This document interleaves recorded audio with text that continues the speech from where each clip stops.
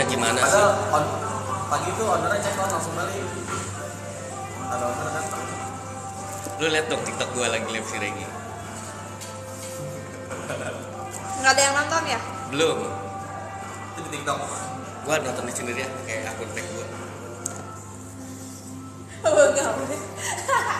Karena gue lagi ini dulu nih. Kesana kesini nih. Kenapa namanya kesana kesini? Enggak yang gua kan akun ya. Tuh ada join satu pakai lubang satu. Gua sendiri ya. Gua like sendiri ya. Woi, keluar dong.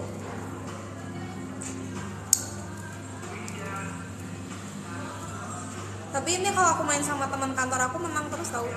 Udah temen kantornya cukup. Menang mulu.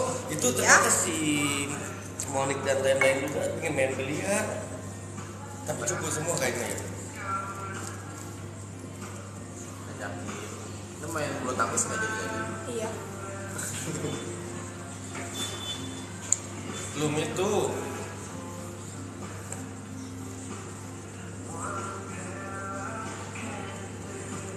Dua orang mana yang nonton?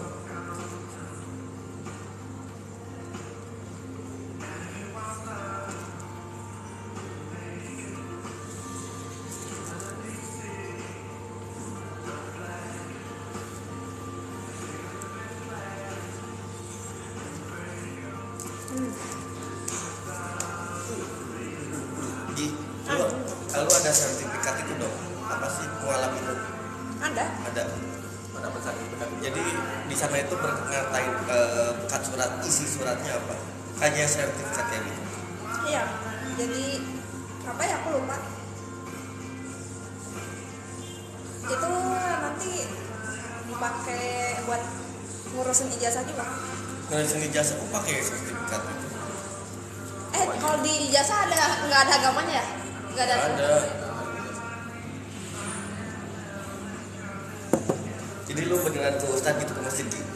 Iya. Asyhadu an Jadi la memang ilaha di sana tuh illallah. ada masjid yang isinya tuh orang-orang Cina kebanyakan. Itu isinya mualaf semua. Terus di sana tuh kita nggak langsung ngucapin sholawat, kita dibimbing dulu berapa hari gitu kalau nggak salah. Diajarin wudhu, diajarin sholat. Terus mereka tuh kayak nunjukin kalau semua agama tuh sama. Jadi jangan pernah ngebenci agama yang sebelumnya kita anut. Jadi mereka ada ngebandingin Alkitab nih, kitab suci aku, Alkitab kan kitab suci Kristen sama Katolik beda. Kan ada perjanjian lama sama perjanjian baru kan. Nah di perjanjian lama itu isinya tuh hampir sama kayak Al-Quran. Jadi kayak yang mewajibkan kita sebelum masuk tempat ibadah tuh harus mensucikan diri dengan air. Itu kan sama kan wudu kan kalau Islam. Terus untuk cewek rambut itu harus tertutup dengan kain, kerudung kan kalau di situ. Nah, tapi di perjanjian baru itu dihapus yang itunya. Karena Kalau nggak salah Alkitab itu ada dibuatnya tuh sama beberapa generasi.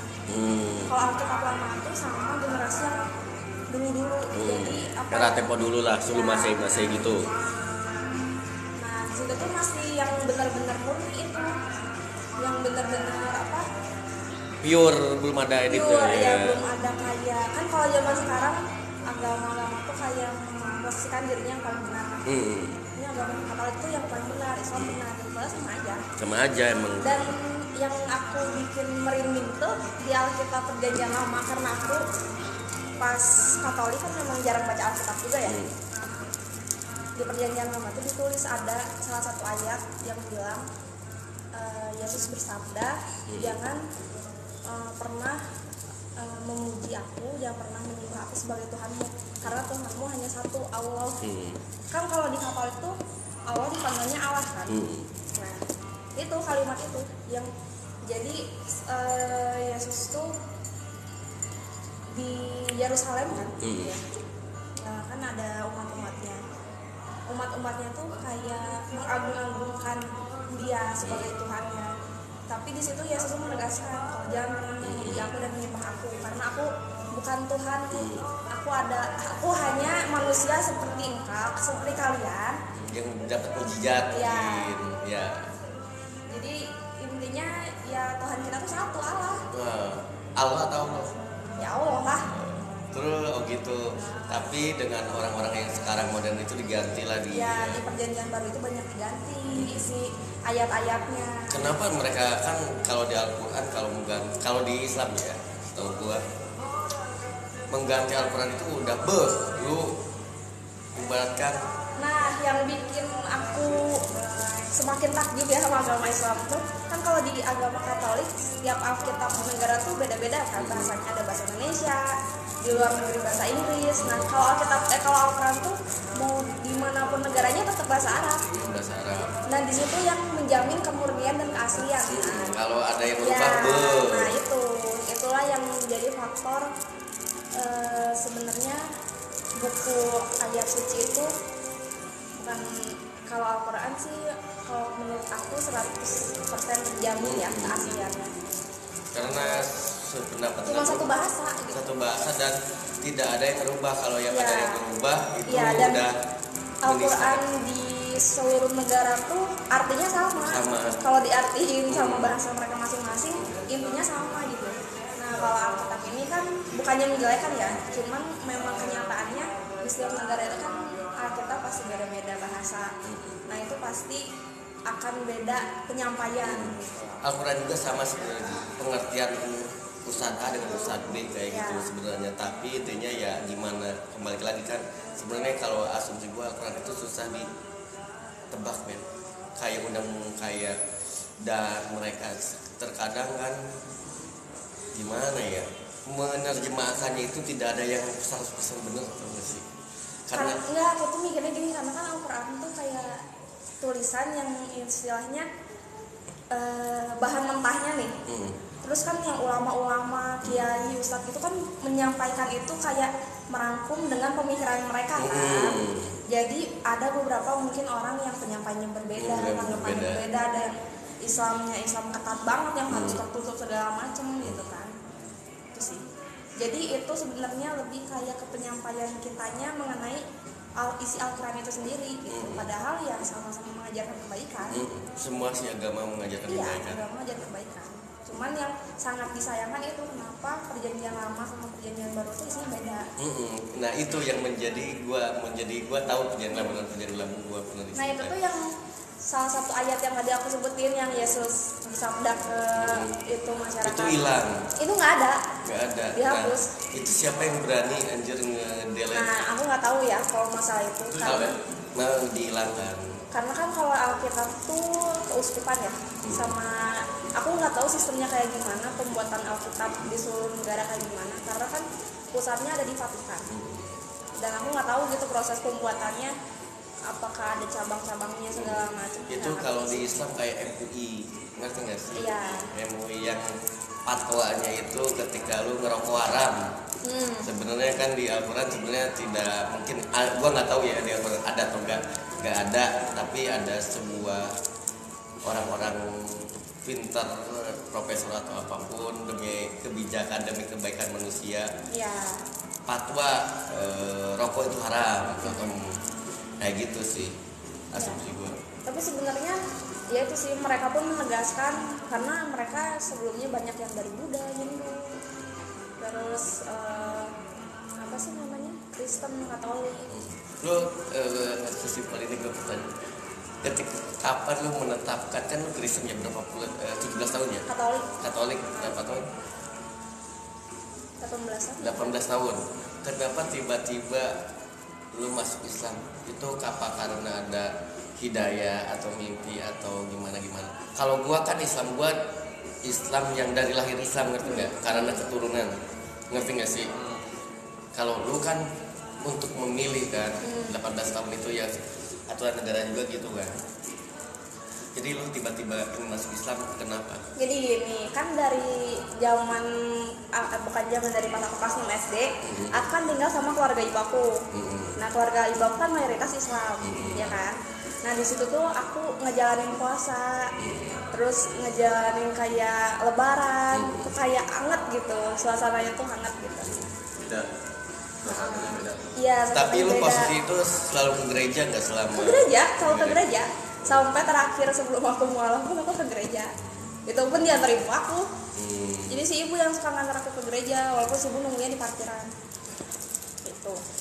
Terus pas waktu SMA ke SMP gitu, aku bilang kan ke ibu. Nah di situ aku pastinya dari kelas 6 SD itu suka ikut puasa. Terus? Karena kan kita waktu zaman itu suka dikasih uang kan kalau misalnya full. Terus aku bilang ke ibu, "Bu, aku pengen deh jadi Islam." Itu masuk umur Islam." berapa? SMP deh kalau nggak SMP. salah. SMP kalau nggak salah. Terus kata ibu aku, coba pikirin matang-matang karena kan aku cewek. Kalau cewek itu kan dapat jodohnya entah itu nantinya keyakinan sama atau beda. Jadi jangan cepet-cepet buru-buru ngambil keputusan. Dan gua setuju karena umur lu belum cocok. Iya, Belum balik. matang lah Belum balik. istilahnya. Terus karena ada masalah juga sebelumnya, jadi kata ibu aku jangan sampai masalah ini jadi apa ya faktor kamu untuk pindah agama gitu. Nah, itu sudah dari situ ya udah aku ngejalanin agama aku kayak biasa aja ke gereja. Aku Natalan juga ngerayain sama keluarga bapak aku kan. Terus SMA masih berjalan Katolik. Terus pas kuliah om aku kan wah aku meninggal. Nah disitu kan aku pasti masih Katolik. Kan ada sholat jenazah kan. Nah aku tuh disitu udah ngambil wudhu. Aku minta ajarin ke saudara aku. Ketahuan tuh sama ibu aku, ngapain? Mau ke sholat, kata aku gitu. Karena itu tuh aku tuh udah aku anggap kayak bapakku sendiri. Gitu. Itu bener-bener kayak sedih banget sih, nggak bisa ngedoain apa ya untuk terakhir kalinya gitu. Karena si umur ini, karena awal itu posisinya kan agama Islam, Iya, jadi dan aku diumurkan mau- secara Islam. Betul, aku mau ngedoain dia pun dengan cara sholat pun nggak akan nyampe gitu, karena kita beda agama. Iya. Terus udah dari situ nggak berapa lama, aku sering nonton ini di channel TV MQTV. MQTV. Di situ tuh banyak kayak apa sih? Apa sih kalau orang baca Al-Quran tuh, baca ayat Al-Quran? Tadarusan, Segala macam. MTQ tadarusan lah. Iya kayak gitu, ada arti-artinya kan segala macam. Terus aku nonton itu terus pulang sekolah, pulang kuliah, kayak bacanya aja tuh merinding gitu, ngedengerin sama mereka tuh merinding. Terus ngelihat artinya yang tentang kafir, tentang istilahnya hal-hal yang dibenci sama Allah gitu, ngelakuin ini menyembah berhala segala macam. Terus pas baca, aku tuh nonton depan TV sendiri, terus kayak dalam hati tuh ada yang ngomong, ini udah waktunya, mau sampai kapan? Itu umur Pas kuliah. pas kuliah. Umur berapa ya? 20 berapa? Udah kuliah. Ini udah waktunya mau sampai kapan? Itu bener-bener kayak Real. itu aku tuh habis baca beberapa kalimat yang isinya mengenai kekafiran dan menyembah Tuhan selain Allah, gitu kan, kayak dek gitu aja. Terus nggak tahu itu pokoknya suara hati yang nggak bisa dijelasin ya, karena kan suara hati itu kita yang ngerasain. Kadang orang menanggapi itu kayak itu cuma halusinasi kali, cuman itu ya beda-beda lah, namanya orang panggilan hati kan beda ya, nggak bisa diungkapin kan. Terus kayak udah Bilang ke mama. besoknya aku ngomong, Bu, aku mau ngomong, aku kayaknya udah bulat deh untuk pindah agama, aku mau masuk Islam. Ini bukan karena aku marah karena masa lalu aku, ini bukan karena faktor si A, faktor si B, cuman ini bener-bener panggilan dari hati aku gitu. Ada yang dekat masih